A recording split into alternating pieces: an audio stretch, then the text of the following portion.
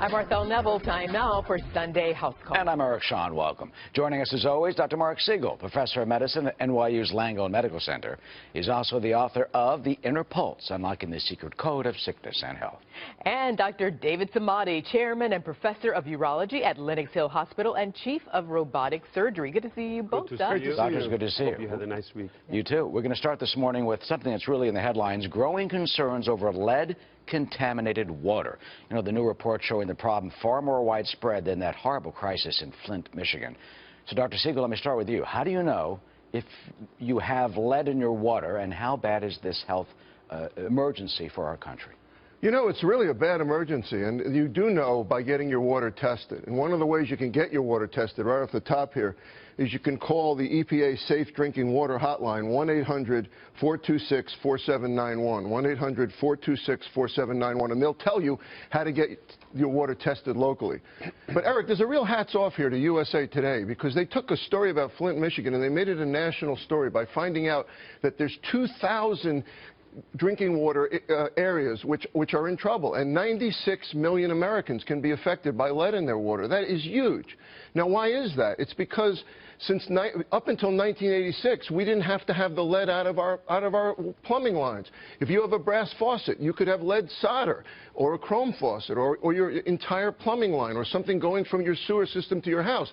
So it's not all about corrosive water like we saw in the Flint River. It can be in your drinking water, and we're really worried about very young children here. That's the issue. You would think this would never have happened. I mean, it's unbelievable. USA Today talks about 6 million Americans right now in 50 states have elevated levels of lead in their drinking water. They don't even know about it. And then what I want to know, if you are drinking this contaminated water, what can you do about it?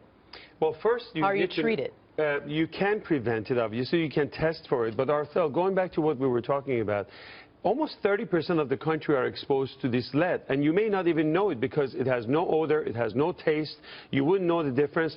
And now we're finding out that a lot of these metallic toxic metals, whether it's cadmium, whether it's lead, whether it's aluminum, they are in our system. We get them from soil, and we're getting them from water, and simple symptoms of depression, fatigue, feeling weak, and all of that we talk about, maybe lack of sleep, could be as a result of these toxic metals. Now, what does this do to your system? When you take a lot of this, and we're talking about if you have 15 parts per billion or higher, that's dangerous.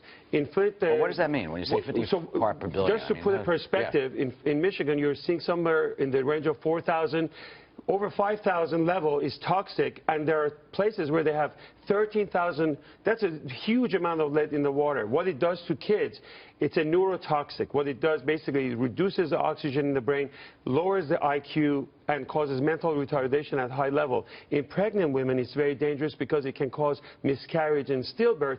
And what's more for us, for adults, it can increase the risk of high blood pressure and cardiac disease and kidney disease and on and on. So this is a very serious problem. You can test it. Going back to what you were saying is that you can get a sample of your water, send it to the lab, and they can give you the amount of level.